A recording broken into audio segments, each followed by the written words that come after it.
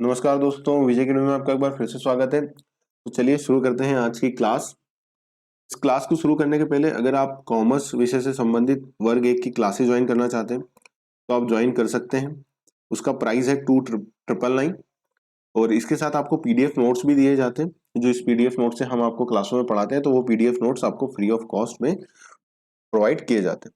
तो क्लास से ज्वाइन करने के लिए आप ज्वाइन कर सकते हैं। ये हमारा नंबर 8962429653। तो चलिए आज इस क्लास में हम एक कंसेप्ट को समझेंगे, क्योंकि जो कंसेप्ट है उन पर अवधारणा जिसे कहते हैं उस पर 1 से 2 क्वेश्चन मिनिमम आपके एग्जाम में आएंगे। ये बात ध्यान रखिएगा, 1 से 2 क्वेश्चन मिनिमम आपके एग्जाम में पूछे जाएंगे। तो जब भी आप वर्ग 1 की तैयारी कर रहे हैं कॉमर्स की, तो ये कंसेप्ट आपको हर कंसेप्ट समझ में आना चाहिए और डिटेल में आपको पता होना चाहिए, क्योंकि 1 से 2 नंबर आपके यहाँ से पूछे जाएंगे एग्जाम में। इन पर 1 से 2 नंबर के क्वेश्चन जरूर बनेंगे। तो इस वीडियो में, ये शॉर्ट वीडियो होगा एकदम, 10 से 15 मिनट या 20 मिनट का वीडियो होगा मैक्सिमम, और इसमें एक कंसेप्ट को कवर करेंगे जिसका नाम है मनी मेजरमेंट कंसेप्ट। ठीक है, चलिए शुरू करते हैं हम आज की क्लास। तो मनी मेजरमेंट कंसेप्ट, अब देखिए मनी मेजरमेंट कंसेप्ट का मतलब ही क्या है। सबसे पहली बात, अगर इस वर्ड को आप समझेंगे तो उसमें एक वर्ड आता है, वो आता है मनी, और दूसरा आता है मेजरमेंट।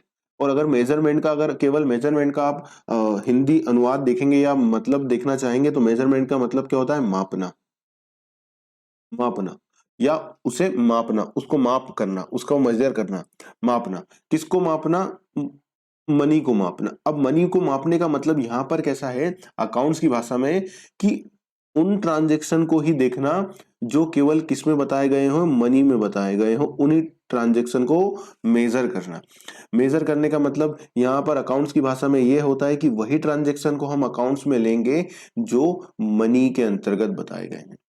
अगर कोई ट्रांजैक्शन मनी में बताया गया है तो ही हम उसको काय में लेंगे, हमारे बुक्स ऑफ अकाउंट में लेंगे, मेजर करेंगे। और अगर वो मनी में नहीं है तो हम उसको हमारे अकाउंट्स में मेजर नहीं करेंगे, मतलब हम उसको अपने अकाउंट्स में नहीं लेंगे या मान्यता नहीं देंगे। केवल किन ट्रांजैक्शन को मान्यता दी जाएगी? जो ट्रांजैक्शन मनी या मुद्रा में डिफाइंड किए हुए होंगे या होंगे, तो उन्हीं ट्रांजैक्शन को हम अपनी बुक्स ऑफ अकाउंट में लेंगे, हमारे बही खाता के अंतर्गत हम उसे लेखा विधि के अंतर्गत शामिल करेंगे। बात समझ में आई? अब मनी का ट्रांजैक्शन का मतलब क्या है, यहां पर देखिए कई सारे, मैं आपको एग्जांपल दे देता हूं। देखिए एग्जांपल नंबर 1 लेते हैं कि जैसे ये एक व्यापारी है, ये एक व्यापारी है, व्यापारी का नाम हम रख लेते हैं ए नाम का एक व्यापारी है, या अमर आप लिख सकते हैं, ए से मतलब अमर। ठीक है, अमर, अमित, है ना, अशोक, कोई भी आप नाम से समझ सकते हैं। तो हमने लिया कि अमर नाम का व्यक्ति है और इनकी ये दुकान है। ठीक है, ये दुकान है। अब इस दुकान पर ये कस्टमर आए, कस्टमर कौन आया? वी नाम का कस्टमर आया। वी से आप ले लीजिए विवेक। तो विवेक नाम के कस्टमर आए और इनके पास आए, और क्या हुआ, और इनसे इन्होंने बोला कि सर ये जो गुड्स है ये हमें आप दे दीजिए, ये जो गुड्स है, ये डॉल है, ये डॉल मुझे आप दे दीजिए। इन्होंने ये डॉल किनको दी? विवेक जी को दी। और अमर जी को इसके बदले विवेक जी ने कितने पैसे दिए? तो अमर जी को विवेक जी ने दिए पैसे पूरे 500 रुपए। ठीक है, 500 रुपए की ये डॉल थी जो अमर जी ने इनको दी। तो अब ये जो 500 रुपए मिले हैं, ये जो ट्रांजेक्शन हुआ है, डॉल के बदले 500 रुपए आए हैं, तो ये 500 रुपए को बुक्स ऑफ अकाउंट बोलती है आप इसको तो मेजर करो, मतलब अपनी बुक्स में इसको तो आप शामिल करोगे, इसको तो आप लोगे। पर किसको नहीं लोगे? ये इसको तो आपको शामिल करना पड़ेगा। तो ये बोल रहे हैं मनी का कंसेप्ट, मनी मेजरमेंट का कंसेप्ट, कि वो ट्रांजेक्शन जो किसमें हुए हो, मुद्रा में हुए, मतलब जिसमें मुद्रा की वैल्यू शामिल की गई हो, तो उस ट्रांजेक्शन को तो हम किसमें लेंगे? इसमें लेंगे। ठीक है, अब दूसरा एग्जाम्पल क्या होता?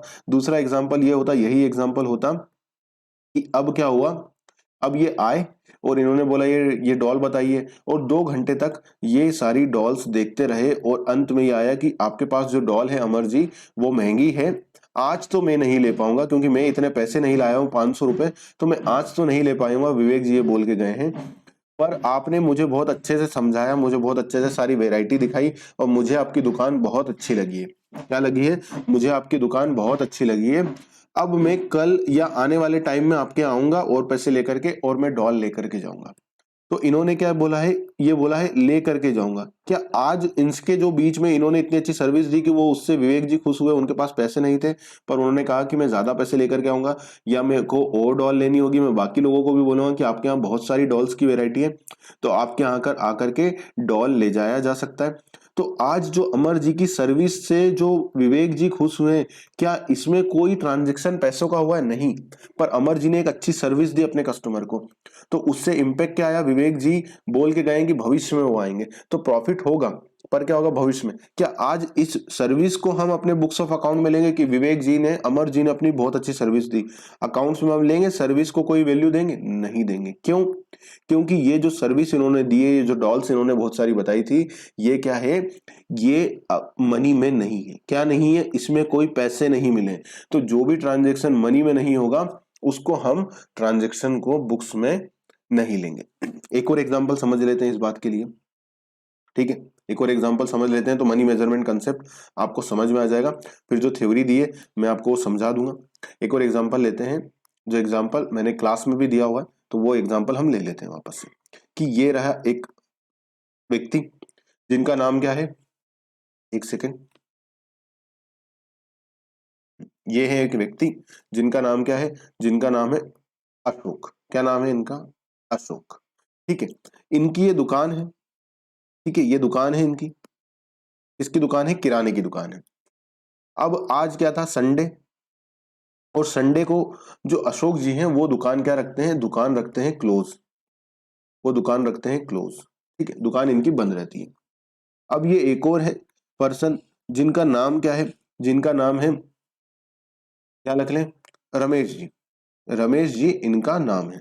तो रमेश जी के यहाँ शादी थी, और ये जिस दुकान से माल लेने वाले थे वो माल नहीं दे पाए, या किसी भी कारण से आज इनको अपने यहाँ एक जो प्रोग्राम है, मान लीजिए शादी का प्रोग्राम है, और उसका सामान खरीदना है, और वो सामान की वैल्यू है 50,000 रुपए। ठीक है, ठीक है, पर ये अशोक जी क्या है, अशोक जी ने आज अपनी दुकान बंद करके रखी हुई है, और कहीं भी इनको मार्केट में सारी ही दुकानें बंद है, और सब जगह इन्होंने फोन लगा लगा के बोल दिया कि सर थोड़ा अर्जेंसी है, आप हमें माल दे दीजिए। पर कोई भी इनके पास इनको ये देने को राजी नहीं कि नहीं सर मार्केट बंद है, हम आपकी हेल्प नहीं कर सकते। अशोक जी, जो रमेश जी हैं, रमेश जी सब जगह देख करके आ गए, अंत में वो किनके पास आए, अशोक जी के पास आए, और अशोक जी से भी यही कहा कि देखिए सर मेरे यहाँ शादी है, किसी कारणवश मैं सामान एक दिन पहले नहीं ले पाया, और आज मेरे को चाहिए ही क्योंकि शादी है, और अगर शादी का फंक्शन कैसे होगा नहीं तो अशोक जी ने इनकी बात समझी कि बहुत इंपॉर्टेंट फंक्शन है, और इन्होंने क्या करा, इन्होंने अपनी दुकान आज खोली, संडे होने के बावजूद इन्होंने अपनी दुकान खोली, उसमें सारा सामान पैक किया, और ये सामान जो है वो गाड़ी से इनकी जहां पर वो हो रही थी शादी, वहां पर भेज दिया। यहाँ पर इनका सामान आया और इनको ये सामान मिल गया। ठीक है, और इसके बदले में रमेश जी ने 50,000 रुपए का जो सामान की वैल्यू थी वो किसको दे दी, अशोक जी को दे दी। अब बुक्स ऑफ अकाउंट बनेगी तो अशोक जी को कितने बुक्स ऑफ अकाउंट में, अगर अकाउंट्स बनेंगे तो सेल कितने की दिखाएंगे अशोक जी, बताइए। अकाउंट्स में सेल कितने की आएगी, सेल आएगी 50,000 रुपए की। बात समझ में आई, 50,000 रुपए की। ठीक है, ये 50,000 की तो सेल आएगी, पर क्या रमेश जी को वाकई में रमेश जी के लिए अशोक जी ने जो काम करा है वो केवल 50,000 रुपए की वैल्यू का ही काम करा है? नहीं, रमेश जी ने, आज से रमेश जी को एक बात समझ में आ गई कि जो अशोक जी हैं वो बहुत बड़े व्यवहारिक व्यक्ति हैं। उनकी दुकान बंद होने के बावजूद उनने दुकान खोली, मेरी समस्या को समझा और मुझे आज माल दिया। अगर ऐसा व्यक्ति अगर समाज में काम करेगा, ऐसा व्यापार में काम करेगा, तो क्या अशोक जी की आज ख्याति नहीं बढ़ी होगी? रमेश जी ने अपने रिश्तेदारों को नहीं बोला होगा कि यार अशोक जी बहुत अच्छे दुकानदार हैं, हर समय खड़े रहने वाले? क्या भविष्य में अशोक जी को कोई सामान खरीदना होगा तो वो सबसे पहले किसके पास जाएंगे, आप बताइए? अशोक जी के पास जाएंगे, और अशोक जी के पास आकर के वो माल खरीदेंगे, तो क्या अशोक जी की सेल बढ़ेगी या नहीं बढ़ेगी? अशोक जी की सेल बढ़ेगी, और सेल बढ़ेगी तो प्रॉफिट बढ़ेगा ही, प्रॉफिट भी बढ़ेगा। ठीक है, इनका प्रॉफिट भी इस कारण से बढ़ेगा, और अशोक जी चार लोगों से बोलेंगे जो इनके रिश्तेदार हैं, ये रहे इनके रिश्तेदार की, यार ये बहुत अच्छी दुकानदार है, वाकई में दुकानदार व्यवहारिक है, ऐसे दुकानदारों को तो हमें ध्यान में रखना चाहिए। इन चार दुकानदारों को इन्होंने बोला, इन चार अपने रिश्तेदारों को बोला कि ये इतने अच्छे व्यक्ति हैं, तो क्या ये चार दुकानदार में से कोई ना कोई इनके पास जरूर माल लेने आएगा? तो अल्टीमेटली जो अशोक जी ने काम करा है वो काम अच्छा करा है, और इससे इनका प्रॉफिट बढ़ेगा, अल्टीमेटली तो प्रॉफिट बढ़ेगा। पर क्या आज हम इनके व्यवहार को बुक्स ऑफ अकाउंट में ले रहे हैं? बुक्स ऑफ अकाउंट में इनके व्यवहार को लिया जा रहा है? नहीं लिया जा रहा है। क्यों? क्योंकि ये जो व्यवहार इन्होंने किया है, दुकान खोल के माल बेचा, ये व्यवहार में कोई मनी मिली है क्या हमें? इस व्यवहार में सेल के ट्रांजैक्शन के अलावा जो माल दिया 50,000 की वैल्यू, इसके अलावा जो इनकी गुडविल बढ़ी, जो 4 लोग इनसे इंप्रेस होकर भविष्य में सामान खरीदने आएंगे, क्या ये कोई मनी में मेजर हुआ है? नहीं। इनसे भविष्य में जरूर प्रॉफिट होगा, पर मनी में मेजर हुआ है? नहीं।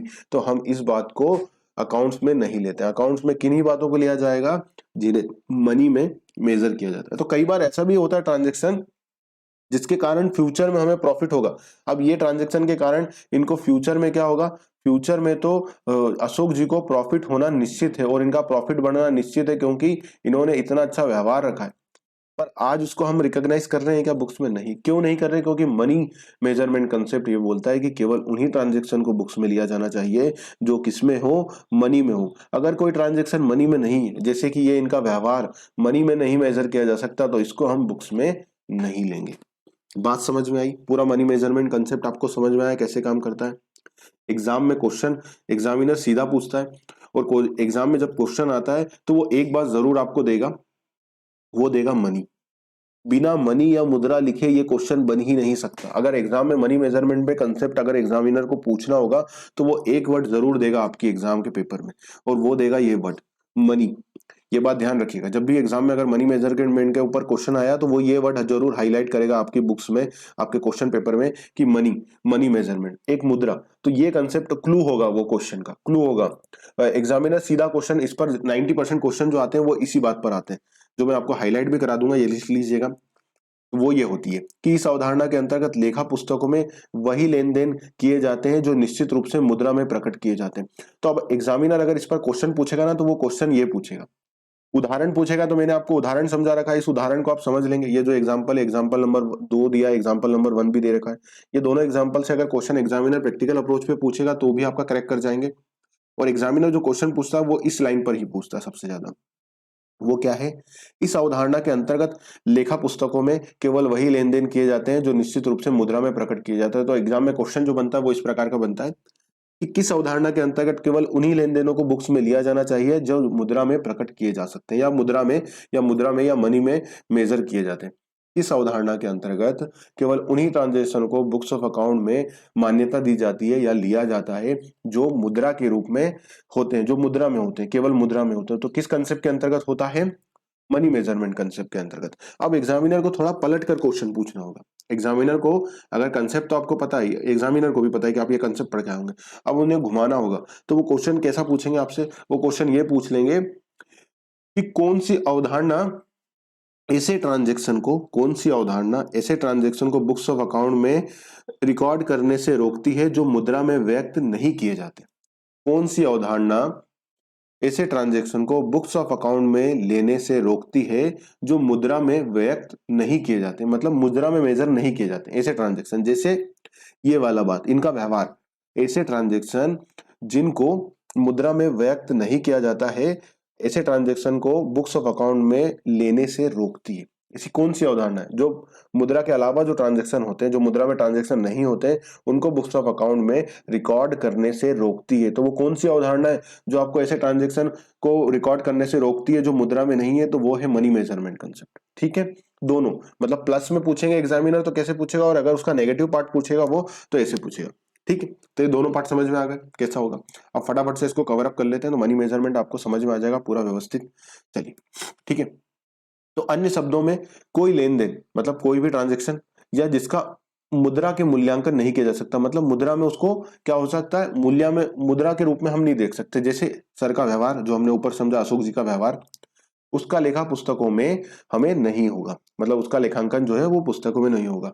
कुछ घटनाएं ऐसी होती है जो प्रत्यक्ष रूप से व्यापार को लाभ अर्जन शक्ति को प्रभावित करती है। अब देखिए, कुछ ट्रांजैक्शन घटनाएं कैसी होती है, घटनाएं मतलब यहाँ पर घटना क्या हुई थी, अशोक जी का व्यवहार ऐसा व्यवहार है कि भविष्य में जरूर इनका प्रॉफिट बढ़ेगा, लोग इनकी तारीफ करेंगे और भविष्य में लोग इनसे ज्यादा माल खरीदेंगे। तो अल्टीमेटली देखा जाए तो प्रॉफिट तो बढ़ रहा है ना, भविष्य में जो रमेश जी हैं वो भी इन्हीं से माल खरीदेंगे कि नहीं यार आप सर आपका व्यवहार बहुत अच्छा है, मैं तो अपना रेगुलर माल भी आपसे लूंगा। और जो बाकी रिश्तेदार हैं वो भी अपनी शादियों में किनसे माल लेने वाले, अशोक जी से लेने वाले। तो अल्टीमेटली तो उनका प्रॉफिट बढ़ेगा ना। पर आज उसको मनी में मेजरमेंट किया जा रहा है क्या? नहीं किया जा रहा है। तो मौद्रिक मूल्य नहीं होने पर इस घटना का लेखा पुस्तकों में कोई स्थान नहीं दिया जा रहा। बिल्कुल हमने उनके व्यवहार को लिखा क्या अकाउंट्स में कि व्यवहार account debit to sir account, या कोई से भी खाते को लिखा है क्या हमने डेबिट या क्रेडिट किया है? किसी को नहीं किया है। क्यों? क्योंकि वो मूल्यांकन मुद्रा में नहीं था। जैसे व्यवसाय में साहसी, साहसी मतलब एंटरप्रेन्योर जो व्यक्ति होता है जो व्यापार करता है, जैसे भैया ये अशोक जी हैं साहसी, उसके साहस के कारण ही तो व्यापार का संचालन होता है। मतलब व्यापार अगर कोई व्यक्ति कर रहा है तो उसमें उसको एक रिस्क लेना पड़ती है। रिस्क क्या लेना पड़ती है? बिजनेस है चले या ना चले, लॉस भी हो सकता है प्रॉफिट भी हो सकता है, पर एक व्यक्ति रिस्क लेता है ना कि देखा जाएगा, करते तो हैं। तो वो जो रिस्क ले रहा है तो वो साहस का काम कर रहा है। हर कोई व्यक्ति व्यापार करता है कि हर एक व्यक्ति क्या चाह रहा है कि यार एक नौकरी लग जाए, एक नौकरी मिल जाए, पैसे आए, हम खुश रहें। पर जो व्यक्ति साहस लेते हैं तो उनमें कितना वो है, साहस है कि नहीं करते हैं, क्या होगा, लॉस ही तो होगा। तो ये साहस का काम है। क्या हम साहस को लिखते हैं किसी के कैपिटल के साथ साथ साहस, कि एक व्यक्ति ने 2 करोड़ की कैपिटल लगाई साथ में 1 करोड़ का साहस भी लगाया, उसके अंदर इतना साहस था? नहीं। क्यों? क्योंकि वो मनी में नहीं है।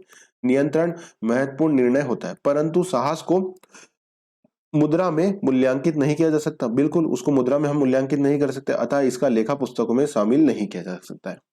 व्यवसाय में अनेक प्रकार की परिसंपत्तियां विद्यमान होती है, मतलब कई सारी असेट्स होती हैं, विद्यमान होती है, जैसे भवन, भूमि, भवन, स्कंद, प्रतिभूतियां, कच्चा माल, तैयार माल, रोकड़, विपत्र, लेनदार से दावे आदि। किंतु इन सभी की परिसंपत्तियों को जो मौलिक स्वरूप में जोड़ना संभव नहीं। अब यहाँ पर मौलिक स्वरूप में जोड़ने का संभव नहीं है, इसका मतलब क्या कहना चाह रहे हैं कि देखिए जो बिल्डिंग है, जो भवन है वो हेक्टेयर में होगा, स्क्वायर फीट में होगा। भवन किस में होगा, उनको भी स्क्वायर फीट या फीट में नापा जा सकता है। स्कंद जो है, स्टॉक जो है, उसको केजी में नाप सकते हैं, ग्राम में नाप सकते हैं। ग्राम में जैसे सोना चांदी है तो वो बहुत प्रीसियस होता है तो उसको ग्राम में नापेंगे। अगर कोई हम हीरा खरीद के ला रहे हैं तो उसको कैरेट्स में नापेंगे। अगर हम क्या खरीद के ला रहे हैं, अनाज ला रहे हैं तो उसे क्विंटल में नापेंगे। ठीक है। अगर कोई लिक्विड सामान होगा जैसे ऑयल या तेल तो उसको हम काय में नापेंगे, उसको हम लीटर में नापेंगे। तो अलग अलग है। तो अब अगर बुक्स ऑफ अकाउंट में ऐसे ही लिखने लग गए तो फिर तो हो गया उद्धार। फिर तो समझ में आ ही गया सबको कि बिल्डिंग 2000 स्क्वायर फीट की, भूमि भूमि 500 स्क्वायर फीट, 5000 हेक्टेयर की, इसको स्टॉक 2000 लीटर, 500 मैट्रिक टन। और ये तो फिर उसको कर ही नहीं पाएंगे। तो इसलिए क्या करा, इन सबको एक पैरामीटर में लाने के लिए, एक जैसा मापने के लिए हमने क्या करा, इन सबको किस वैल्यू में लेकर के आते हैं। इसलिए आज हम देखते हैं कि सारी असेट्स, जब आप बैलेंस शीट देखते हैं तो उसमें सभी असेट्स का नाम किस में लिखा होता है, वैल्यू में लिखा होता है, ताकि हम उसका कंपैरिजन जो है कर पाए। समझ में आया? क्योंकि इसके मापन का आधार भिन्न भिन्न होता है। जैसे भूमि हेक्टेयर में, वर्ग फीट में, माल 1000 टन में, विपत्र कागजों में, विपत्र को कागजों में, नोटों की दशा में, रोकड़ में, इन सबों को एक साथ जोड़ना क्या हो जाएगा, असंभव हो जाएगा। पॉसिबल ही नहीं है अगर इस तरह से जोड़ेंगे। अतः इन समस्या के निवारण हेतु इनके मौद्रिक स्वरूप को, मतलब जो वैल्यू है उस स्वरूप को आर्थिक मूल्य को मापने की इकाई के रूप में मान लिया गया है। बात समझ में आ गई? ठीक है। चलिए अब ये फटाफट से 3-4 पॉइंट पढ़ लेते हैं। इनमें से केवल उन्हीं लेन देनों का लेखा किया जाता है जिनका मापांकन किसमें हो, मुद्रा में किया जा सकता है। जैसे आय की प्राप्ति, आपको रेंट मिला, व्ययों का भुगतान, जैसे आपने सैलरी का भुगतान किया, वस्तुओं का क्रय विक्रय, हमने कुछ माल खरीदा या उसको सेल किया। लेखांकन में गुणात्मक और मौद्रिक व्यवहार होते हैं, लेकिन हम किन व्यवहारों को लेते हैं, मौद्रिक व्यवहारों का ही लेखा किया जाता है। प्रबंधकीय विश्वसनीयता, अब जो हमारा मैनेजमेंट है बहुत विश्वसनीय, बहुत ट्रस्ट वाले काम करते हैं जो मैनेजमेंट में है। जो कर्मचारी हैं वो बहुत अच्छे हैं, कार्यकुशल है, मतलब ईमानदारी से काम करते हैं, लगन से काम करते हैं, मेहनत से काम करते हैं, ईमानदारी से काम करते हैं व्यापार में।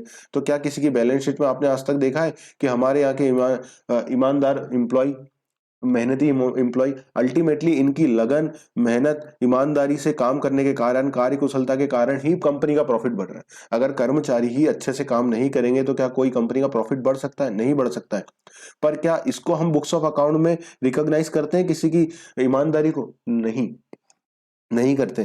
क्यों नहीं करते? क्योंकि इसको मनी में मेजर नहीं किया जा सकता ना। कोई कितना ईमानदार है, उसकी ईमानदारी की कोई वैल्यू हम रिकॉग्नाइज कर सकते हैं? आज तक आपने किसी को सुना है कि ये 5,000 रुपए के बराबर की ईमानदारी रखता है? नहीं। क्यों? क्योंकि उसको पॉसिबल ही नहीं मेजर करना। तो इसलिए उसको जो है बुक्स ऑफ अकाउंट में लेखा नहीं किया जाता है। ठीक है। आखिरी पॉइंट जो एकदम क्रक्स है इसका, कि इस अवधारणा के अनुसार केवल उन्हीं से सौदों और व्यवहारों का लेखा किया जाता है जिन्हें मुद्रा में मापा जा सके। अतः व्यवसाय के जो लेन देन, क्रियाएं, व्यवहार और घटनाएं जिन्हें मुद्रा में मापा जा सकता है, लेखांकन की क्या है, वो विषय वस्तु समझी जाती है। मतलब जो ट्रांजैक्शन किस में होगा, मनी में होगा, बस उसी को लेंगे, नहीं तो नहीं लेंगे। सिंपल बात। यह मुद्रा से आशय कौन सी मुद्रा से है? प्रचलित मुद्रा। प्रचलित मुद्रा का मतलब क्या है? जैसे भारत में क्या चलते हैं? भारत में चलता है रुपया। जापान में अगर हैं हम तो वहां चलेगा क्या? येन। और अगर अमेरिका में है तो वहां चलेगा डॉलर। ठीक है, तो ये सारी चीजें जो है चलती हैं। बात समझ में आया? मनी मेजरमेंट कंसेप्ट में अब कोई इशू है? क्वेश्चन एग्जाम में आता है, ये एक आईएमपी है कंसेप्ट, तो ध्यान रखिएगा, अच्छे से पढ़ के जाइएगा कंसेप्ट सारे ही। और ये कंसेप्ट बहुत आईएमपी है ना, इससे कभी भी एग्जामिनर क्वेश्चन पूछ लेते हैं कंसेप्ट से। तो मैंने कोशिश करी कि आपको एक कंसेप्ट जो है रिवाइज करवाया जाए, वो भी डिटेल में। तो समझ में आया? कोई कंसेप्ट में दिक्कत आएगी नहीं, अब मुझे ऐसा लगता है। तो अब आप इस कंसेप्ट पर अगर कोई क्वेश्चन देखेंगे तो मुझे पूरी उम्मीद है कि आप उस क्वेश्चन को क्रैक कर लेंगे। चलिए, तो उम्मीद होगी आपको ये वीडियो अच्छा लगा होगा। अगर वीडियो अच्छा लगा हो तो लाइक जरूर से करिएगा, और ऐसे ही वीडियो के लिए हमारे साथ जुड़े रहिए। हम आने वाले समय में और इस तरह के वीडियो लाने की कोशिश करते हैं। थोड़ी समय की अभी अभावता के कारण हम वीडियो कम ला पा रहे हैं, क्योंकि पेड क्लासेस चल रही हैं, जैसा मैंने आपको शुरू में ही बताया था। तो उस पर अभी समय थोड़ा सा देना पड़ रहा है, इस वजह से रेगुलर वीडियो नहीं आ पा रहे। उसके लिए क्षमा प्रार्थी हैं हम आपके। और पर कोशिश करेंगे हम आपके लिए जितना हो सके हमारे एंड से, जो बच्चे केवल हमारे यूट्यूब चैनल से जुड़े उनके लिए भी जितना हो सके हम अपनी तरफ से कोशिश करेंगे। तो चलिए, इस वीडियो में इतना ही था। वीडियो में बने रहने के लिए बहुत दिल से आपका शुक्रिया। और वीडियो अच्छा लगा हो तो सब्सक्राइब जरूर से करिएगा। और अगर किसी भी तरह की कोई हमसे हेल्प चाहिए तो आप लिख सकते हैं, हम उस पर भी कोशिश करेंगे आने वाले वीडियो में लेकर के आने की। उन उन हेल्प पर भी, मतलब जो टॉपिक्स आप बोलेंगे उन पर भी कोशिश करेंगे कि उन पर भी वीडियो बनाए जाए। और चैनल अभी तक सब्सक्राइब नहीं किया तो कर लीजिएगा। वर्ग 1 से जुड़ी जो भी जानकारियां होंगी रिलेवेंट आपके लिए, वो भी हम लेकर के आते रहेंगे। तो बस इस वीडियो में अभी के लिए इतना ही था। मिलते हैं अगले वीडियो में, तब तक के लिए अपना ध्यान रखिएगा। नमस्कार।